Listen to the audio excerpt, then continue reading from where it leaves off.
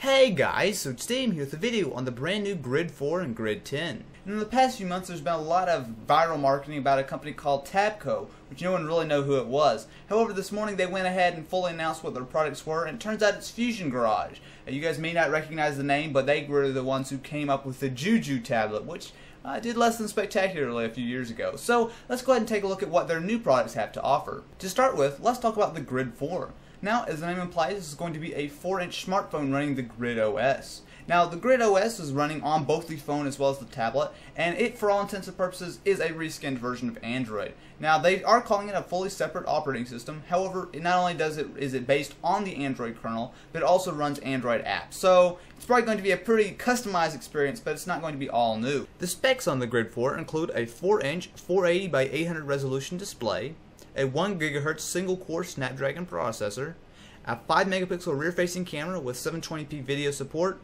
as well as 16 GB of internal storage. Now, this phone should be launched in the coming months, and it will be available for $399 off contract, which is actually not a bad price whatsoever for a phone like this. On top of that, they will be announcing carrier partners, so for example AT&T, T-Mobile, etc.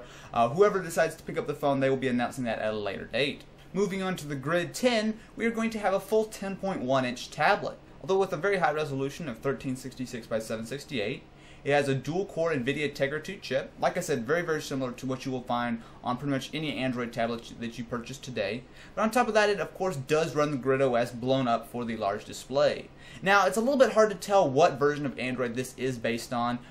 Just based on the screenshots and the video that we've seen, it doesn't look like it's actually going to be Honeycomb. However, it does have a lot of really interesting and really nice looking effects, transitions, and etc.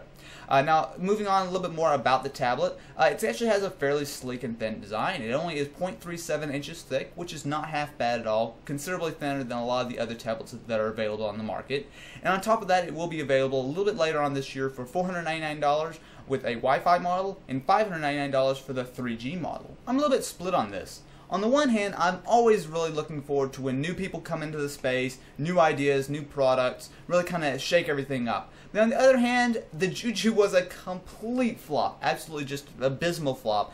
And these two, both, they look kind of decent, but nothing really spectacular. In particular, the OS, while it definitely does have some nice things, I definitely can see some Windows Phone 7 in there, it's a little bit chaotic. It's just really not a very sleek interface that I would definitely like. So this is where it comes over to you guys. What do you think?